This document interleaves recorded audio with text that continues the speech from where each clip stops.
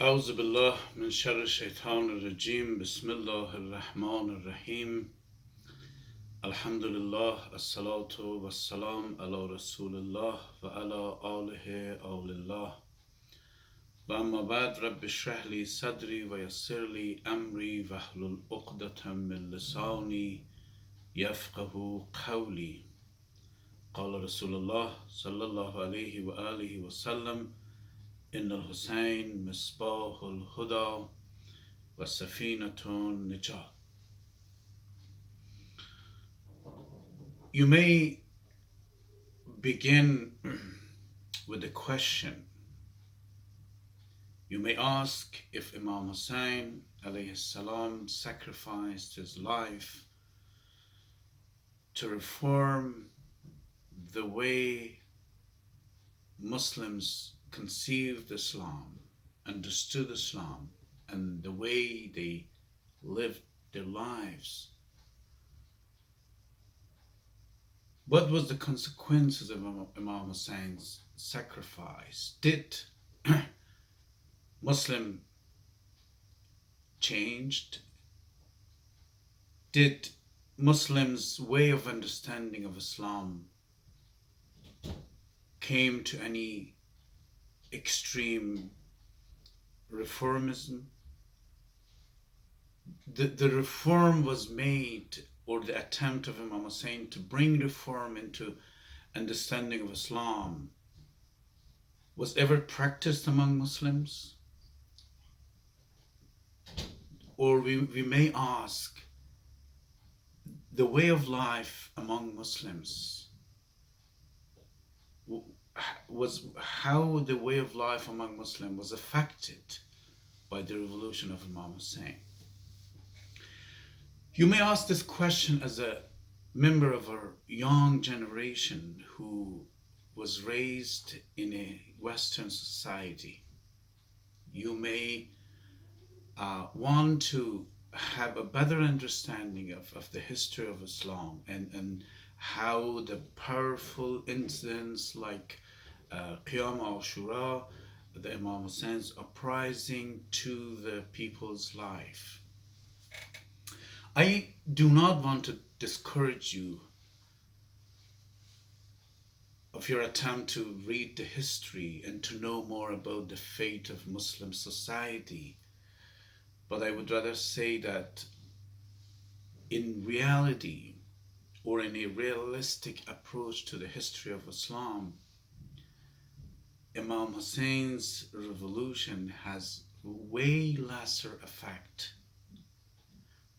to the life of Muslims in terms of the quality of their lives, in terms of the way they deal with the Holy Book, in the way that Muslim society attempt to understand Quran.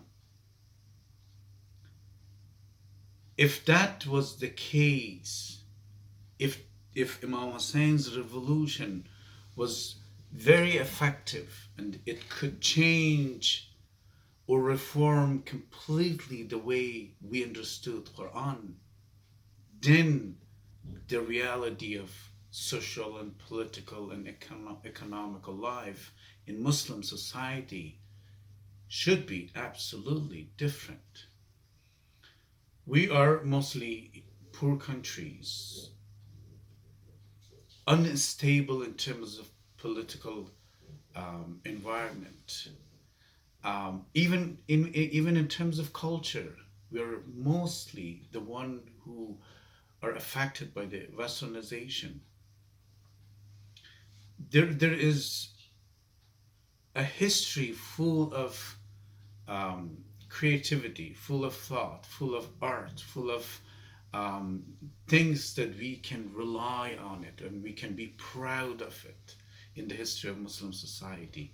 But as we come closer to the modern age, as we distance from the time of Imam Hussein's revolution to the age that we live in, we can see that we're going distancing ourselves from the soul of Islam, from the effect of Islam in the daily life of people, the way we perceive Islam, the way we practice Islam, unfortunately, is a is a signifier of lesser attention, lesser connection between us and the soul of Islam and the essence of Islam. So again, the reality tells us that we haven't received enough of Imam Hussein's teaching. If he wanted to sacrifice his life to bring a complete reformation in the way we understood Islam, in the way we practiced Islam, then practically and realistically, where is that change? Where is the effect of those reformation? These questions relate directly to what we have discussed in several nights. We mentioned that among Muslims, the way we relate ourselves to Imam Hussein in the major societies, historically, we decided to relate ourselves to Imam Hussein in the base of emotion. We tried to respond with emotion, with the performativity of our emotion, to show our mourning, our saddest moment of life, when Ashoura and the time of killing of Imam Hussein and his companions come. This emotional attachment, this emotional connection between Muslims and Imam Hussein could not get further than the practice of emotion, the performance of emotion. We remained emotionally attached. We remained only emotional connection to Imam Hussein alayhi salam. The other approach that we could have, and we have in a very smaller scale, is the sort of intellectual relation, the intellectual connection that we make between ourselves and Imam Hussein. We take him as our Imam, as Rumi famously says, Kist Mawla anka azadat kunat, bende hurriyat, bende riqiyat zipawat barkanat. Who is the Imam? Who is the one who guides us? And he answers that the one who free us. And we have discussed the issue of free and freedom in one of our discussions, that the essence of Islam is to free us from the chains that hold us back, including the freedom from our own self. So if Imam is the one who shows us how to be free, the intellectual approach to Imam Hussein's revolution wanted to bring this essence, this issue of freedom to us, to ask and to mention that Imam Hussein was a logo of freedom. And we don't need to remain or reduce Imam Hussein's revolution to only emotional responses. We need to understand that emotional responses is the introductory connection that we have to Imam Hussein. The deeper response, the sort of the needed response is a intellectual response to Imam Hussein's revolution, to understand what he has done and what he has said. So I will discuss the issue of intellectual response tomorrow night, inshallah, as I'm keep postponing this.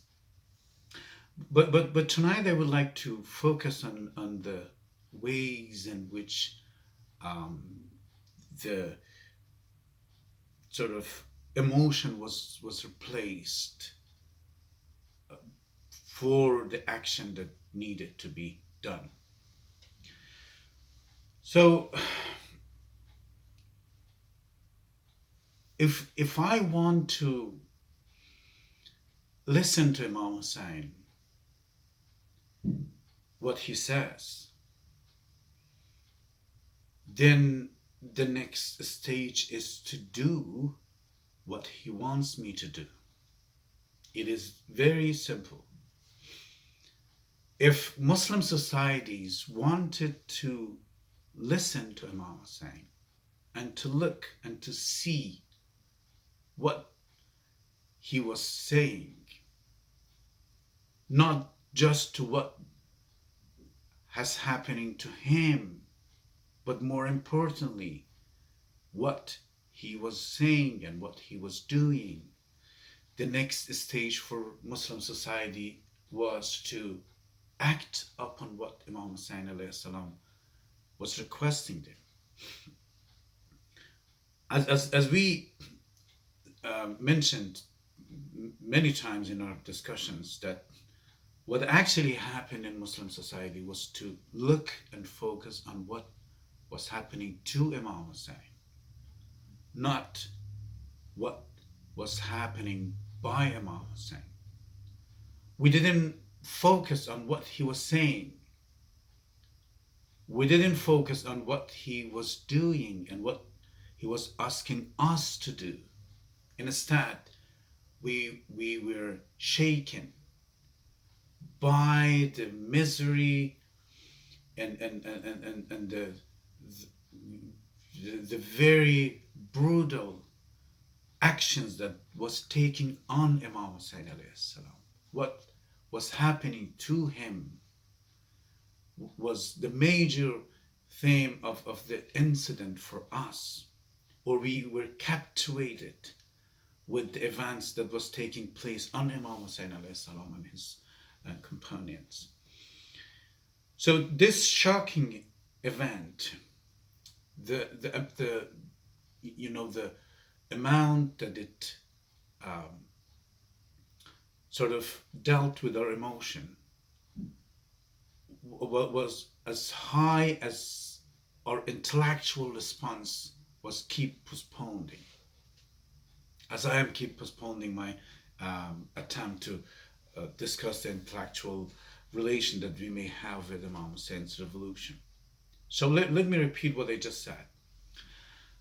The amount of emotional was so shocking for us when we read about Imam Hussein, when we talk about Imam Hussein, because of the brutal killing of him and his friends and his family members and his companions, that this shocking situation kept us in a unconscious connection with his life and unconscious connection with his teachings. And we are still in a state of shock.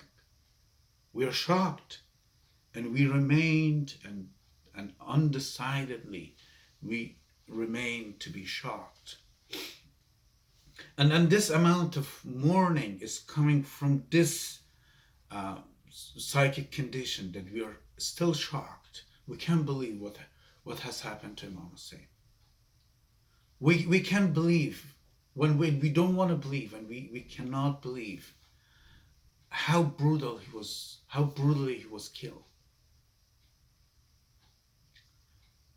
So this state of shocking hasn't allowed us to come out of this unconscious connection that we make with Imam Hussein's revolution, to think that why Imam Hussein decided to raise his voice, to stand up, to say the things that cost his life, to do the things that cost his life. What was those important issues? If those important issues, or if those issues was that important for Imam Hussein to spare his life for those issues, then for us as his follower should be the same, should be following those issues and trying to bring those issues in practice. This is how we can analyze the conditions that Imam Hussein was dealing with. But instead, because of this shocking condition, and obviously there are other issues involved that I am going to discuss, we remained to be only emotionally responsive. So the first issue is the the scale of the problem, the scale of the disaster, that he was murdered brutally. The second issue, the first issue put us in a state of shock, and this shocking was our continuously social identity, that we were still in a state of shock by this disaster. And this state of shock obviously connect ourselves unconsciously to the event in a state of consciously and thoughtfully. The second reason that we relate ourselves only emotionally, or the mere emotional connection with Imam Hussein, is that the emotional connectivity does not bring any responsibility. And there's some hadith that helps this situation to be more practiced among Muslims. It says, if you cry for Imam Hussein, you grant your paradise. So this can be easily accepted and practiced among Muslims, so I don't need to worry what Imam Hussein asked me to do. I don't need to worry what he sacrificed his life for. What was so important for him to sacrifice his life for? I don't need to ask those questions. What I have to worry is to cry, because the crying, according to those hadiths, brings Jannah for me. So why would I worry about something else?